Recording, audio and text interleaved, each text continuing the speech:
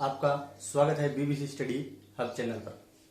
मैं Balwant Singh ST model school Anupshahr और BBC computers Bhadra के तत्वावधान में आपके लिए मैथ्स के कुछ इंपॉर्टेंट टॉपिक्स लेकर आया हूं। तो सबसे पहले हम शुरू करते हैं कक्षा 10 का मैथ्स का जो टॉपिक है बहुत ही इंपॉर्टेंट इस बार के लिए, थेल्स प्रमेय। इसे हम आधारभूत अनुपातिका प्रमेय के नाम से भी जानते हैं। तो सबसे पहले देखते हैं प्रमेय कहती क्या है। इस प्रमेय के अनुसार किसी त्रिभुज में एक भुजा के समांतर खींची गई रेखा अन्य दो भुजाओं को दो समान अनुपात में विभाजित करती है।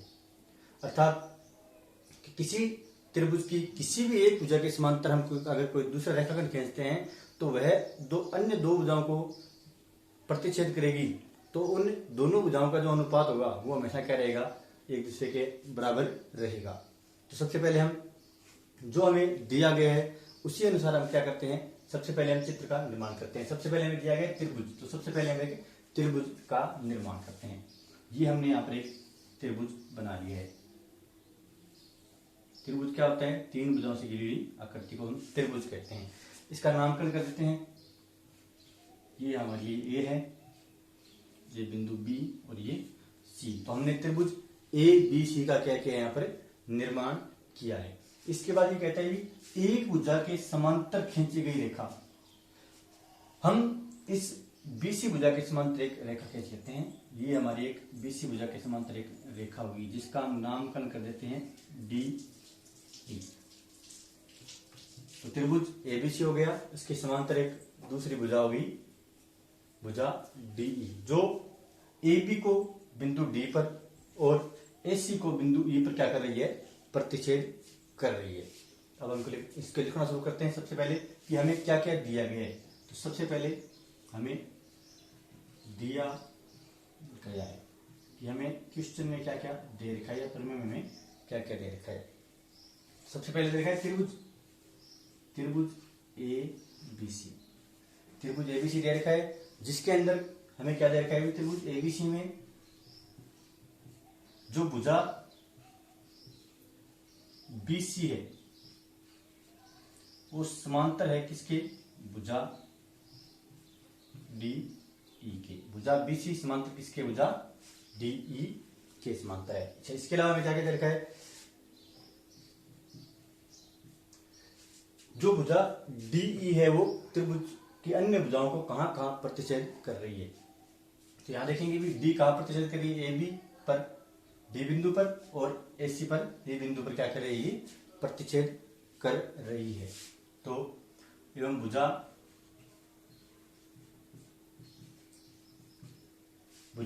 डीई भुजा एबी को भुजा एबी को डी बिंदु पर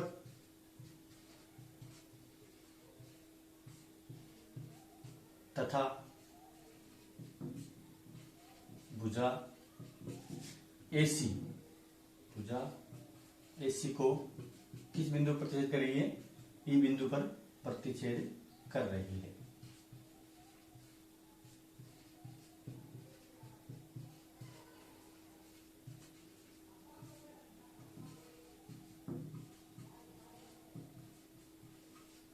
तो ये हमें दिया हुआ है कि त्रिभुज एबीसी में जो भुजा डीई है वो बीसी के समांतर है तथा डीई एबी को डी पर प्रतिच्छेद कर रही है और एसी को ई पर प्रतिच्छेद कर रही है। ये हमें दिया गया है। अब हम लिखेंगे हमें सिद्ध क्या करना है, कि हमें क्या प्रूव करना है। प्रमेय में दिया हुआ है अन्य भुजाओं को दो समान अनुपात में विभाजित करती है। तो डी बिंदु एबी को एडी और डीबी में क्या कर रहा है, डिवाइड कर रहा है। तो एडी बटा में डीबी, ये पहली भुजा का अनुपात हो गया। ये किसके बराबर होना चाहिए, दूसरी भुजा के अनुपात। दूसरी भुजा कौन सी है, एसी, जिसको प्रतिच्छेद करता है ए बिंदु कहां पर, ए पर और ईसी पर। तो ये किसके बराबर होना चाहिए, ए बटा में ईसी। ये हमें क्या करना है, प्रूव करना है, ये हमें सिद्ध करना है। तो ये सब कुछ हमें दिया हुआ है। अब इसके बाद हम जो अगला पॉइंट आएगा वो आएगा हमारा रचना। क्या आएगा अगला पॉइंट हमारा, रचना।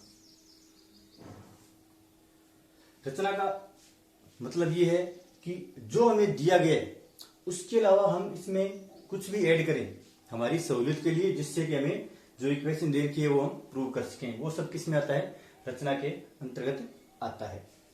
तो डायग्राम में अपनी तरफ से जो भी हम कुछ और ऐड करेंगे वो किस में आएगा? रचना में आएगा। तो सबसे पहले हम इस बिंदु बी को ई से मिला देते हैं कि हमने बिंदु बी को किससे मिला दिया? ई से। इसी प्रकार हम बिंदु सी को मिला देते हैं किससे? डी से। तो ये रचना का हमारा पहला चरण हो गया। तो इसको लिख लेते हैं कि हमने रचना में सबसे पहले क्या किया है। सबसे पहले हमने क्या किया है, देखिए यहां पर बिंदु बी को किससे मिला दिया? हमने सी से। बिंदु डी को हमने किससे मिला दिया है? सी से मिला दिया है।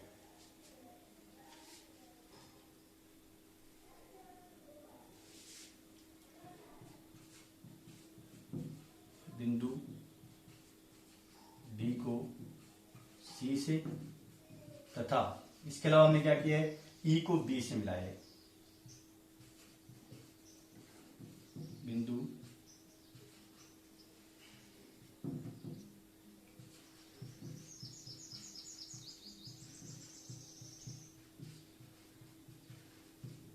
मतलब यहां तक हमने इनको रेखाएं खींच दी है। तो इसके अलावा हम क्या कर सकते हैं? इसके अलावा हम बिंदु डी से ए पर एक लंब का निर्माण करते हैं। ये हमने एक लंब बना दिया है। इस लंब को हम नाम देते हैं एम। इसी प्रकार बिंदु ई से हम ए डी भुजा पर एक लंब बना देते हैं जिसको हम नाम देते हैं एन। रचना में सबसे पहले हमने क्या किया? बी को ई से मिलाया और डी को सी से हमने मिला दिए। इसके बाद हमने लंब का निर्माण किया है। तो इनको भी लिख लेते हैं। बिंदु डी से भुजा ए पर लंब एम खींचते। इसी प्रकार बिंदु डी से हमने ए पर लंब एम खींच दिया है। इसी प्रकार बिंदु ई से भुजा ए डी पर लंब एम खींचते हैं। देखिए हमने क्या क्या कर दिया है? डी से हमने ए पर एम लंब का निर्माण किया है। इसी प्रकार ई से हमने ए डी पर एन लंब का निर्माण किया है। तो इसको हम कैसे लिखेंगे कि ये लंब कौन सा हो गया? D M. डी एम ये लंब किस पर है? भुजा ए पर या एसी पर, तथा दूसरा लंब है हमारा ई एन या एन ई। ये लंब किस पर है? भुजा ए डी पर। तो ये हमारे हो गए दो लंब। कौन कौन से? डी एम और ई एन। डी एम हो गया हमारा ए पर और ई एन हो गया हमारा ए डी पर। तो ये हमारे हो गए लंब। अब जो अगला पॉइंट है वो हमारा है उत्पत्ति, जिसके अंदर हम सिद्ध करते हैं इस रचना के पश्चात जो हमें सिद्ध करना होता है। तो अगला लास्ट जो हमारा फाइनल पॉइंट है वो कौन सा हो गया? उत्पत्ति। इसमें हम कोई भी दो त्रिभुजों के आपस में क्या करेंगे? तुलना करेंगे। तो सबसे पहले जो हम त्रिभुज लेते हैं तुलना के लिए वो लेते हैं त्रिभुज ए डी ई। त्रिभुज ए बी ई तथा इसके साथ जो दूसरा त्रिभुज लेंगे वो लेंगे हम त्रिभुज ए डी ई तथा त्रिभुज डी बी ई। कौन कौन से त्रिभुज लिए हमने? ए डी ई तथा त्रिभुज डी बी ई। ये दोनों हमने क्यों लिए? क्योंकि ये ए बी भुजा के दो रेखाखंड है हमारे पास, ए डी और डी बी की हमारी यहां से क्या हो जाएगी? तुलना हो जाएगी। तो त्रिभुज का इसमें ए बी भुजा को आधार बना के हमने ये त्रिभुज दोनों त्रिभुज लिए हैं। त्रिभुज का जो क्षेत्रफल होता है उसका सूत्र हमें पता है। त्रिभुज का क्षेत्रफल बराबर होता है 1/2 आधार गुणा लंबाई। तो यहां त्रिभुज का दोनों का हम क्षेत्रफल निकाल लेते हैं। त्रिभुज ए डी ई का क्षेत्रफल की तुलना करेंगे त्रिभुज डी बी ई की। फॉर्मूला होता है 1/2 गुणा में आधार ए डी ई, इसमें आधार हो गया हमारा ए डी, और लंब हमने ए डी पे लंब हमने देखा है कौन सा है, ई एन। ए डी गुणा ई एन या एन ई बटा में, इसी प्रकार इसका क्षेत्रफल त्रिभुज डी बी ई का आधार हो गया डी बी, लंब ई एन से ई एन कैंसिल हो गया, 1/2 से 1/2 कैंसिल हो गया। तो क्या बचा हमारे पास, area of triangle A D E upon area of triangle D B E is equal to A D upon D B. इसको हम इक्वेशन फर्स्ट मान लेते हैं। क्षेत्रफल ए डी ई बटा में क्षेत्रफल डी बी ई बराबर ए डी बटा में डी बी। इन दोनों त्रिभुजों का क्षेत्रफल का जो अनुपात है वो भुजा ए डी और डी बी के अनुपात के क्या रहेगा, बराबर। तो अब आगे बढ़ने के लिए हम कोई अन्य दो त्रिभुज की ओर तुलना करेंगे। तो देखते हैं अगले दो त्रिभुज और कौन से हैं। हमने पहले ए बी भुजा को आधार माना है, तो अब की बार हम ए सी भुजा को क्या मान लेंगे, आधार मान लेंगे। दूसरी भुजा जो हमारे पास है ए सी, इसी को डी प्रतिशत कर रही है, इसको आधार मानते हुए हम इस पर आधारित दो त्रिभुज लेते हैं। तो भुजा इसी पर जो पहला त्रिभुज आधारित है वो ले लेते हैं हम, त्रिभुज ए डी ई, तथा इसकी तुलना करेंगे हम त्रिभुज ए डी ई हो गया, दूसरा ये त्रिभुज लेंगे नीचे वाला त्रिभुज डी ई सी। इन दोनों की हम क्या करेंगे अब, तुलना। उसी प्रकार क्या है जैसे पहले की है उसी प्रकार से हम सबसे पहले क्षेत्रफल एरिया त्रिभुज ए डी ई बटा में एरिया त्रिभुज डी ई सी, 1/2 गुणा में आधार त्रिभुज ए डी ई में आधार हो गया हमारा ए ई, और लंब हमें बताया कौन सा था इस पर, डीएम, डीएम बटा में 1/2 गुणा में आधार, आधार हो गया इसका एसी और लंब हो गया इसका डीएम। 1/2 से 1/2 कैंसिल हो गया, डीएम से डीएम कैंसिल हो गया। यहां बचा हमारा area of triangle A D E upon area of triangle D E C. ये किसके बराबर होगा हमारा, ए ई बटा में ए सी। इसको हम इक्वेशन समीकरण नंबर 2 मान लेते हैं। ये हमें यहाँ समीकरण नंबर 1 प्राप्त हुई है, ये हमारी समीकरण नंबर 2 प्राप्त हो गई। अब इन दोनों में हम तुलना करें तो इनके जो लेफ्ट हैंड साइड में जो ऊपर का जो त्रिभुज है वो बिल्कुल सेम है। अगर नीचे वाला त्रिभुज भी क्या हो जाए, बिल्कुल सेम हो जाए, तो हमारी परिमेय क्या हो जाएगी, बिल्कुल सही सिद्ध हो जाएगी। क्योंकि अगर जिस समीकरण का लेफ्ट हैंड साइड बराबर हो उसका राइट हैंड साइड भी क्या होता है, बराबर होता है। तो यहाँ हमारे पास त्रिभुज है डी बी ई, यहाँ हमारे पास त्रिभुज है डी ई सी। डायग्राम में देखते हैं कहां पर है डी बी ई, ये त्रिभुज हमारा कौन सा है, डी बी ई। इसी प्रकार डी ई सी, ये हमारे पास डी ई सी त्रिभुज है।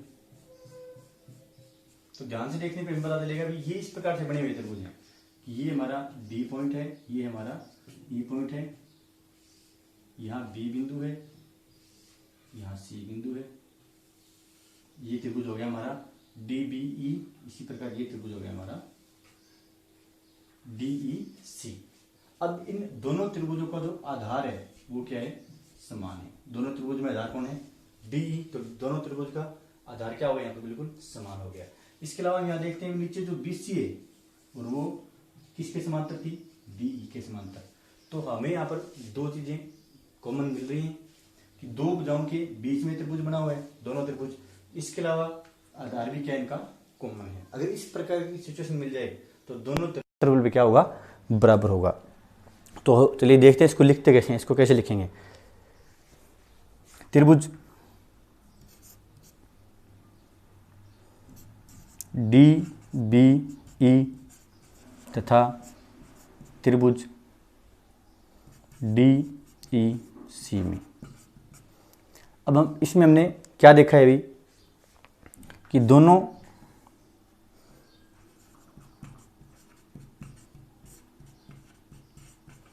त्रिभुजों का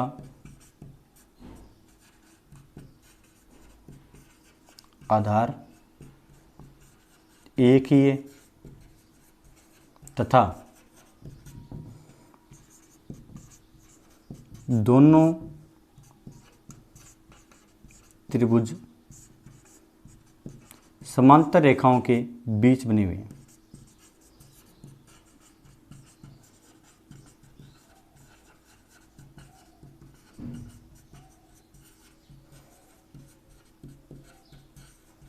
इसलिए इनका क्षेत्रफल भी क्या रहेगा,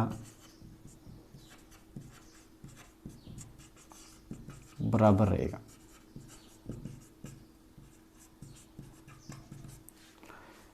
आगे समझिए क्षेत्रफल बराबर क्यों रहेगा, क्योंकि आधार दोनों का एक है और दोनों समांतर रेखाओं के बीच बने हुए हैं, तो दोनों का क्षेत्रफल भी क्या रहेगा, बराबर। तो हम यहाँ से क्या लिख सकते हैं,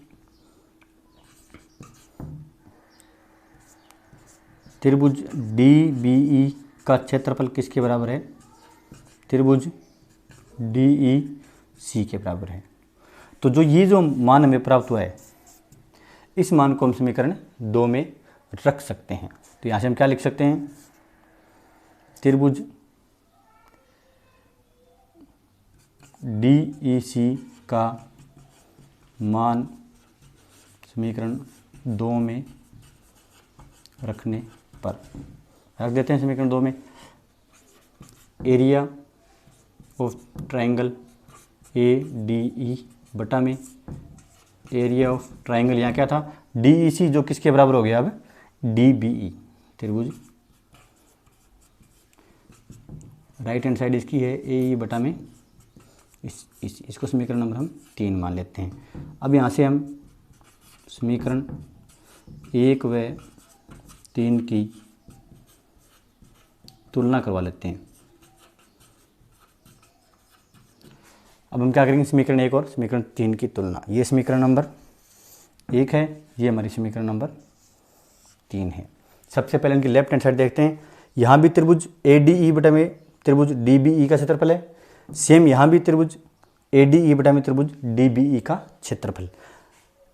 किसी समीकरण, किन्हीं दो समीकरणों की अगर लेफ्ट हैंड साइड बराबर है तो राइट हैंड साइड भी क्या होगी, बराबर होगी। तो यहाँ से हमें क्या पता चला भाई कि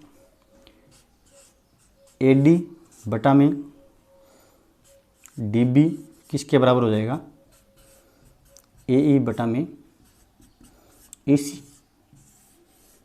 यही हमें क्या करना था, सिद्ध करना था। ये हमारा सिद्ध हो गया है।